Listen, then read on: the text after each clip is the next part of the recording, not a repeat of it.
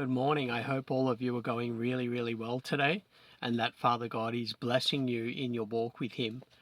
Today I'm going to read from the book of Jasher, chapter 19, beginning at chapter 19 and through to and including chapter 20. Chapter 19. The cities of Sodom had 4 judges to 4 cities, and these were their names: Serach in the city of Sodom, Sharkad in Gomorrah, Zabnak in Admah, and Menon in Zeboim. Eliezer, Abraham's servant, applied to them different names, and he converted Serach to Shakra, Sharkad to Shakrura, Zebnak to Kezobim, and Menon to Madzlodin. By desire of their 4 judges, the people of Sodom and Gomorrah had beds erected in the streets of the cities, and if a man came to these places, they laid hold of him and brought him to one of their beds, and by force made him to lie in them. As he lay down, 3 men would stand at his head and 3 at his feet, and measure him by the length of the bed. If the man was less than the bed, these 6 men would stretch him at each end, and when he cried out to them, they would not answer him. If he was longer than the bed, they would draw together the 2 sides of the bed at each end until the man had reached the gates of death. And if he continued to cry out to them, they would answer him, saying, "Thus it shall be done to a man that comes into our land." When men heard all these things that the people of the cities of Sodom did, they refrained from coming there. And when a poor man came to their land, they would give him silver and gold, and cause a proclamation in the whole city not to give him a morsel of bread to eat. If the stranger should remain there some days and die from hunger, not having been able to obtain a morsel of bread, then at his death all the people of the city would come and take their silver and gold which they had given to him. Those that could recognize the silver or gold which they had given him took it back, and at his death they also stripped him of his garments, and they would fight about them. He that prevailed over his neighbour took them. After that they would carry him and bury him under some of the shrubs in the desert. So they did all the days to any one that came to them and died in their land. And in the course of time Sarah sent Eliezer to Sodom to see Lot and inquire after his welfare. Eliezer went to Sodom, and he met a man of Sodom fighting with a stranger, and the man of Sodom stripped the poor man of all his clothes and went away.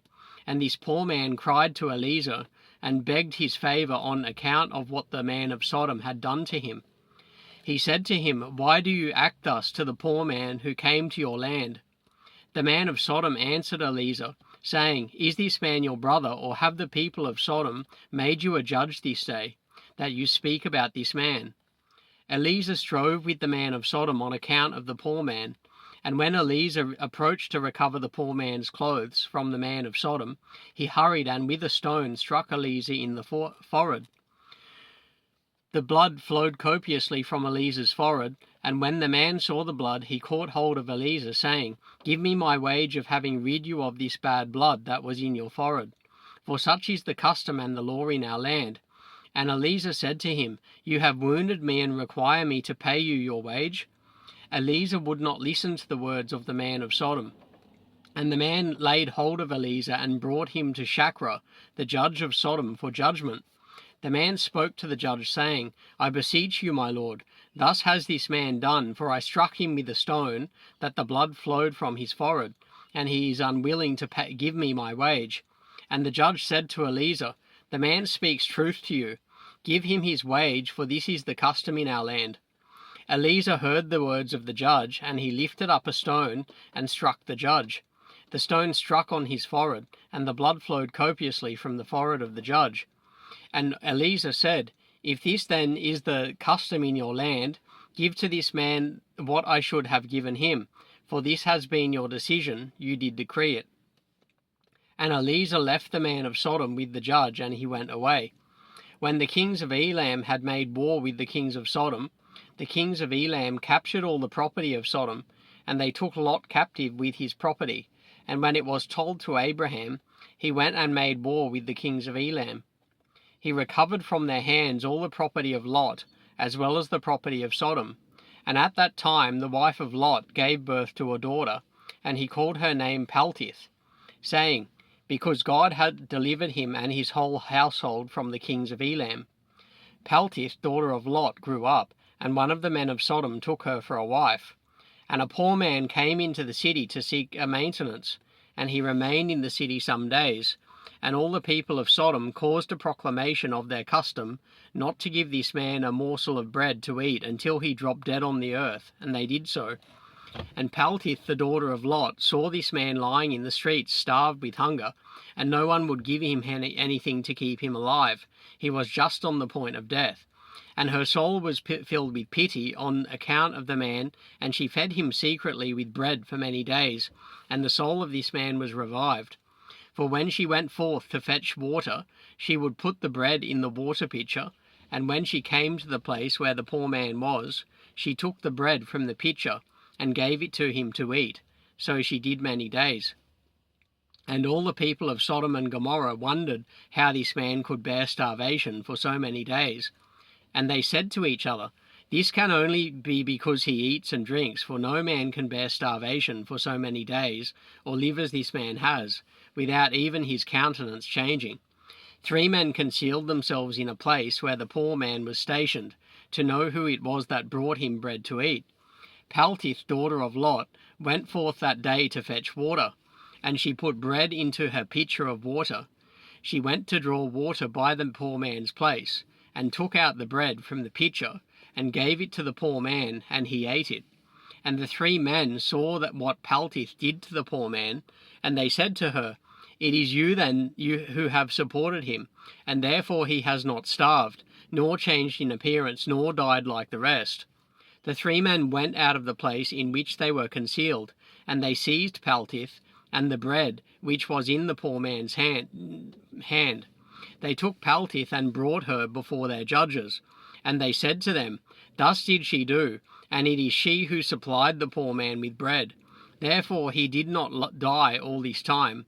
Now therefore declare to us the punishment due to this woman for having gone contrary to our law." And the people of Sodom and Gomorrah assembled and set ablaze a fire in the street of the city. And they took the woman and cast her into the fire, and she was burned to ashes. In the city of Admah there was a woman to whom they did the same. For a traveller came into the city of Admah to stay there all night, with the intention of going home in the morning. He sat opposite the door of the house of the young woman's father, to remain there, as the sun had set when he had reached that place. The young woman saw him sitting by the door of the house. He asked her for a drink of water, and she said to him, "Who art thou?" And he said to her, "I was this day going on the road, and reached here when the sun set. So I will stay here all night, and in the morning I will arise early, and continue my journey." And the young woman went into the house, and fetched the man bread and water to eat and drink. This affair became known as to the people of Admah, and they assembled and brought the young woman before the judges, that they should judge her for this act. And the judge said, "The judgment of death must pass on this woman, because she went contrary to our law, and this, therefore, is the decision concerning her." The people of these cities assembled and brought out the young woman, and anointed her with honey from head to foot, as the judge had decreed. And they placed her before a swarm of bees, which were then in their hives, and the bees flew on her and stung her, that her whole body was swelled. The young woman cried out on account of the bees, but no one took notice of her or pitied her, and her cries ascended to heaven. And the Lord was provoked at this, and at all the works of the cities of Sodom, for they had abundance of food, and had tranquillity among them, and still would not sustain the poor and the needy. In those days their evil doings and sins became great before the Lord. The Lord sent for two of the angels that had come to Abraham's house to destroy Sodom and its cities. And the angels rose up from the door of Abraham's tent, after they had eaten and drunk, and they reached Sodom in the evening, and Lot was then sitting in the gate of Sodom. When he saw them, he rose to meet them, and he bowed down to the ground. He welcomed them greatly and brought them into his house, and he gave them food which they ate, and they stayed all night in his house. And the angel said to Lot, "Arise, go forth from this place, you and all belonging to you, that you not be consumed in the iniquity of this city. for the Lord will destroy this place. The angels laid hold on the hand of Lot, and on the hand of his wife, and on the hands of his children, and all belonging to him, and they brought him forth, and set him outside of the cities. And they said to Lot, Escape for your life. He fled, and all belonging to him. Then the Lord rained on Sodom and on Gomorrah, and on all these cities brimstone and fire from the Lord out of heaven. And he overthrew these cities, all the plain and all the inhabitants of the cities, and that which grew on the ground. Ado, the wife of Lot, looked back to see the destruction of the cities, for her compassion was moved on account of her daughters who remained in Sodom, for they did not go with her. And when she looked back, she became a pillar of salt, and it is yet in that place to this day. The oxen which stood in that place daily licked up the salt to the extremities of their feet, and in the morning it would spring forth afresh, and they again licked it up to this day. Lot and 2 of his daughters that remained with him fled and escaped to the cave of Adullam, and they remained there for some time. And Abraham rose up early in the morning to see what had been done to the cities of Sodom. And he looked and beheld the smoke of the cities going up like the smoke of a furnace. Lot and his 2 daughters remained in the cave, and they made their father drink wine, and they lay with him, for they said there was no man on earth that could produce descendants from them, for they thought that the whole earth was destroyed. They both lay with their father, and conceived, and gave birth to sons. The firstborn called the name of her son Moab, saying, From my father did I conceive him. He is the father of the Moabites to this day. And the younger also called her name Ben-Ammi. He is the father of the children of Ammon to this day. After this, Lot and his 2 daughters went away from there, and he lived on the other side of the Jordan with his 2 daughters and their sons. And the sons of Lot grew up, and they went and took themselves wives from the land of Canaan, and they had children, and they were prolific and multiplied. Chapter 20.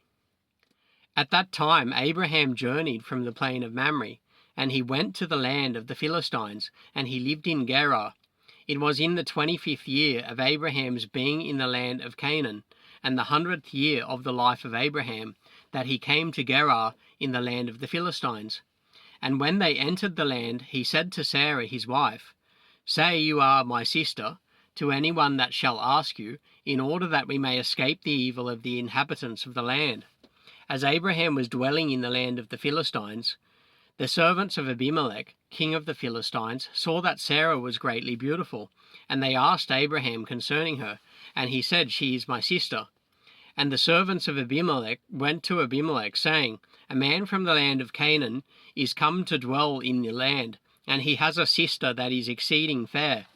Abimelech heard the words of his servants, who praised Sarah to him, and Abimelech sent his officers, and they brought Sarah to the king. And Sarah came to the house of Abimelech. The king saw that Sarah was beautiful, and she pleased him greatly. And he approached her and said to her, What is that man to you, with whom you did come to our land?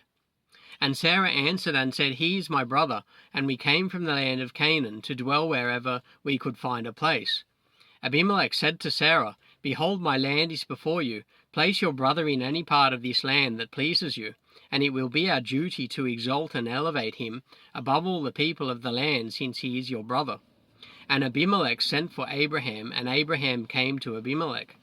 Abimelech said to Abraham, Behold, I have given orders that you shall be honored as you desire on account of your sister Sarah. And Abraham went forth from the king, and the king's present followed him. And that evening time, before men laid down to rest, the king was sitting on his throne, and a deep sleep fell on him, and he lay on the throne and slept till morning. He dreamed that an angel of the Lord came to him with a drawn sword in his hand. And the angel stood over Abimelech, and wished to kill him with the sword. The king was terrified in his dream, and said to the angel, In what have I sinned against you, that you come to kill me with your sword?